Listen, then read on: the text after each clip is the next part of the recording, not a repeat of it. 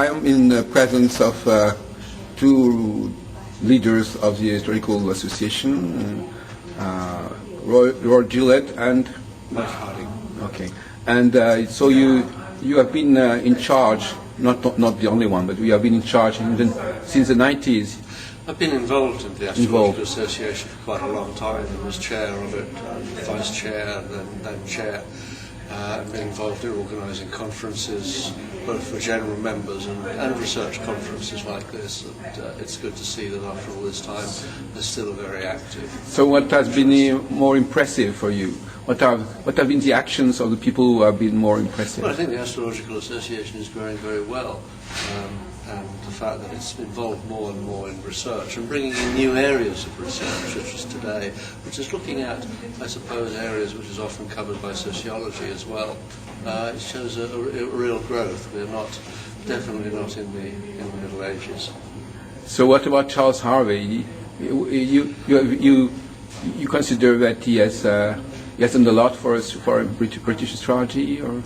Well, this is an enormous loss. Yes. Because he was so central to all areas of astrology, really. He was involved in just about every organisation in one way or another. Was obviously as president for the AA for many years, and he was very much a guiding light and an inspiration, and one of the founders of the astrological charity, the Urania Trust. So his loss is very considerable. And you...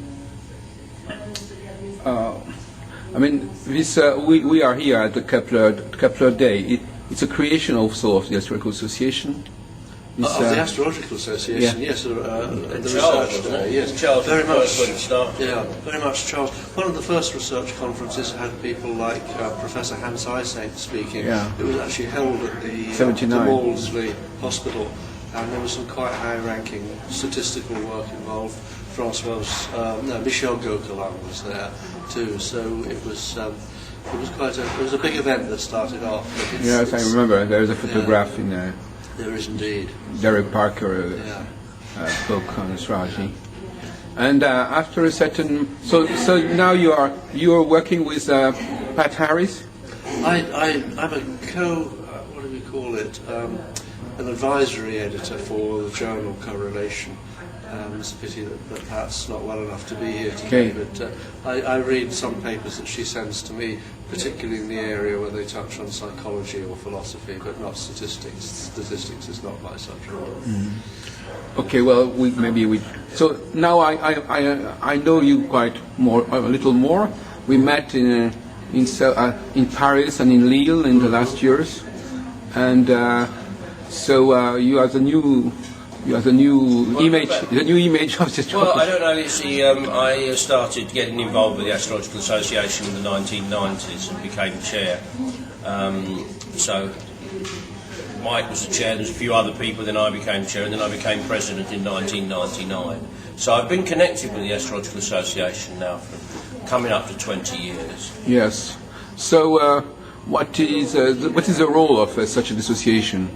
Essentially, it is the communication of astrology in its real sense, to encourage astrologers to share information and to make it available to the general public, and to we find we organise a conference every year. We organise days like this. We have a journal that comes out every 2 months. So there's some institutions, sort of. Yeah, but also I sometimes appear on television and answer criticisms of astrology, or in the radio, or have interviews with the media.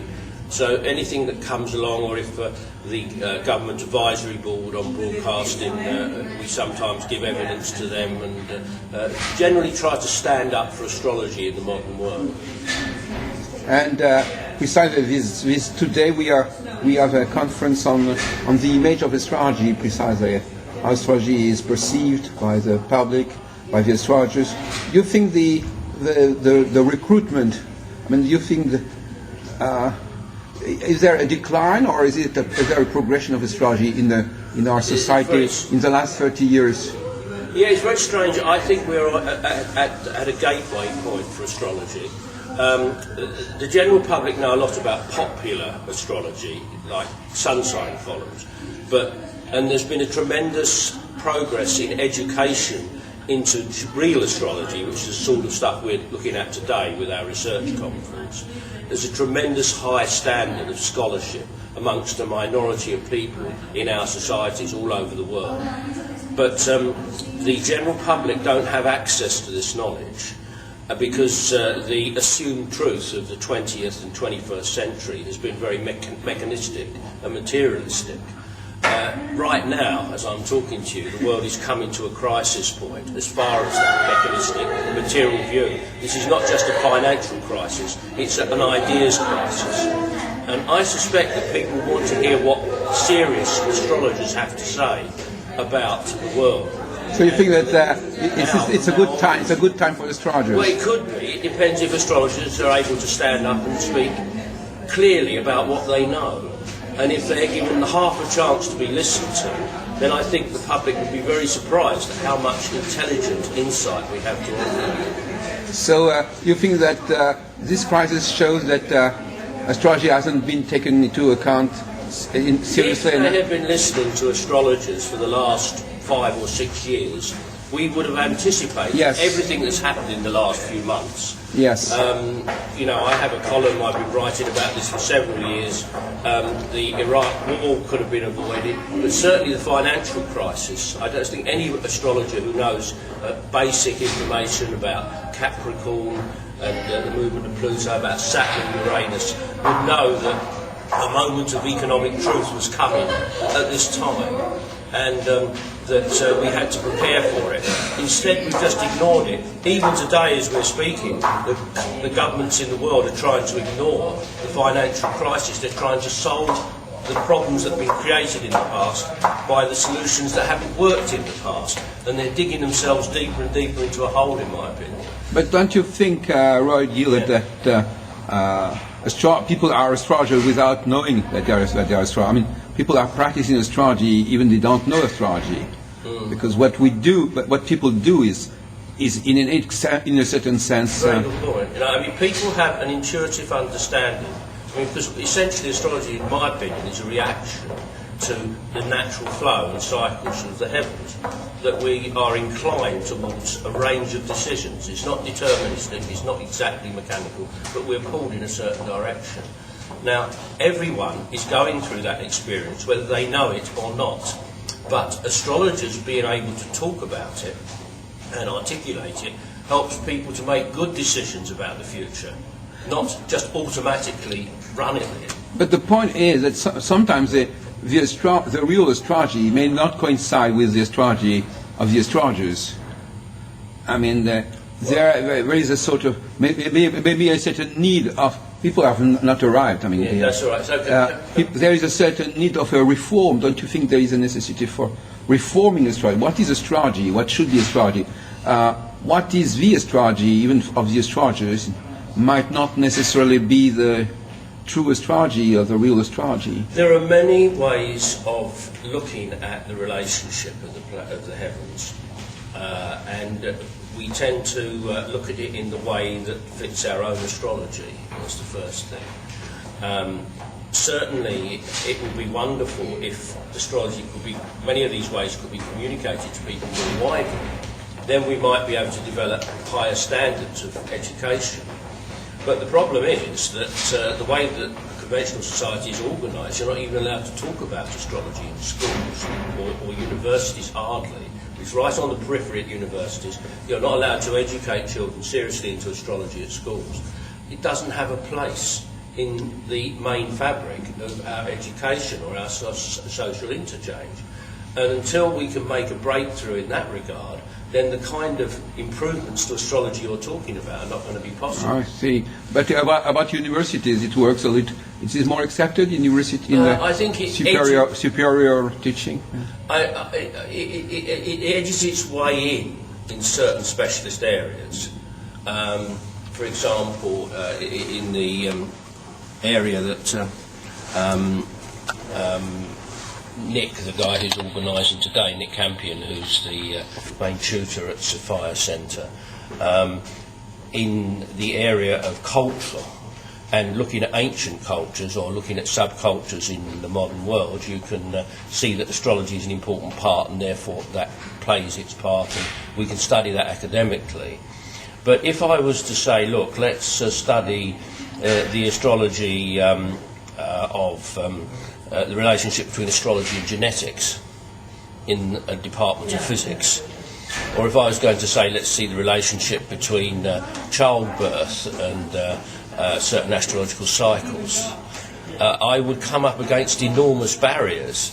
And yet, those are important subjects that should be studied, and there is something that astrology has to say about those things. Do you think that it would be possible to present a study on cycles which might interest genetics or medicine? Or Well, Pat Harris, who can't be here today, has actually just completed a year ago a study into the relationship between IVF, artificial insemination, the success of that, and Jupiter and Saturn cycles, which has had some very positive results. Yeah. And that information should be generally available next year.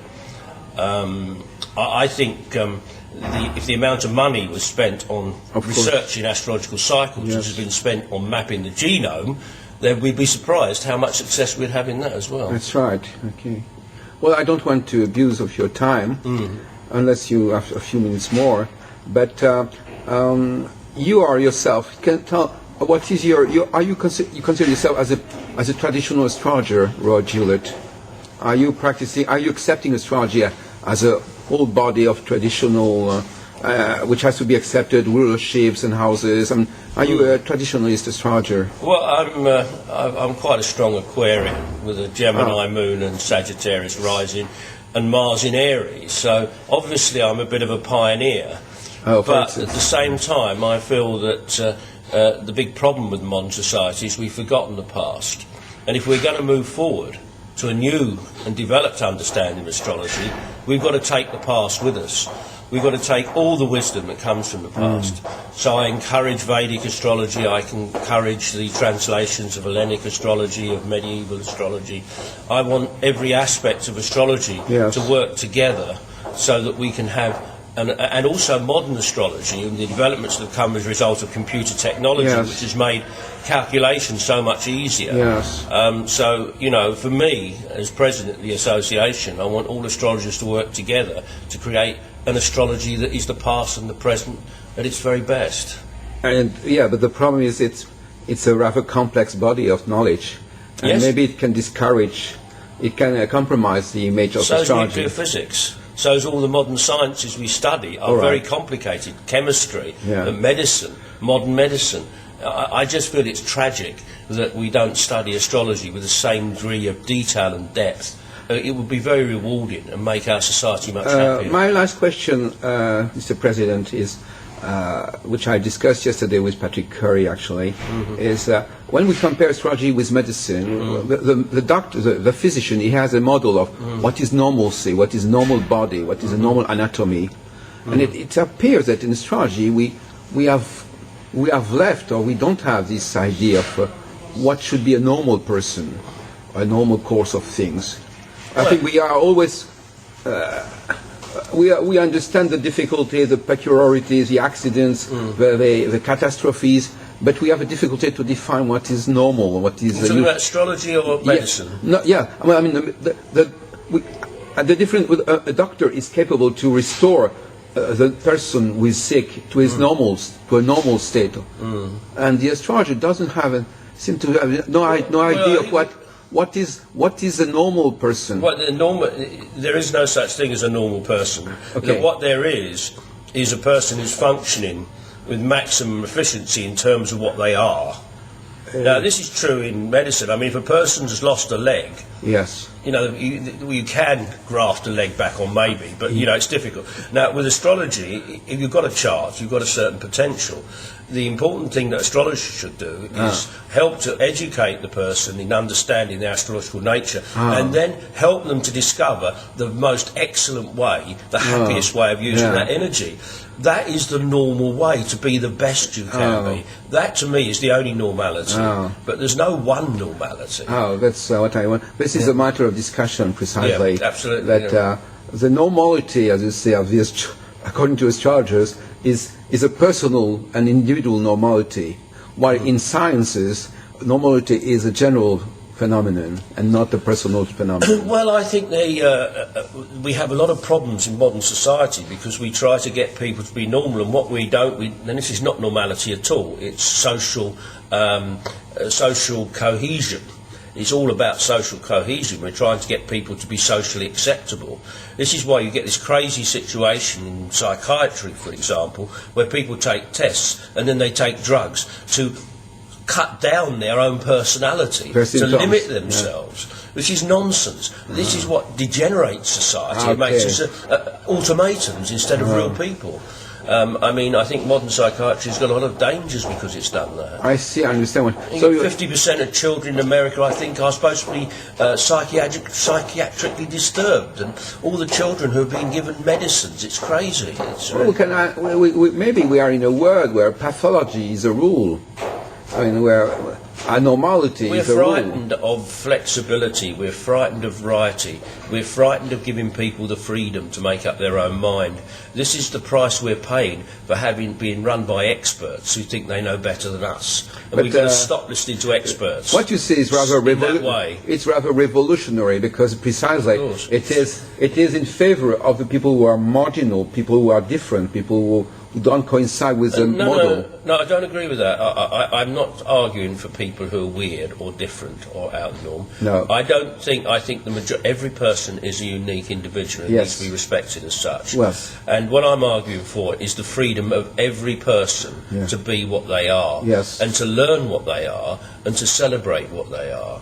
It's not. We tend to say, because of practical reality, you have to put that to one side and compromise. I don't think anybody needs to compromise. But what do we share together? Well, you do need to compromise, but not in that sense. I mean, there's still a matter of things we share.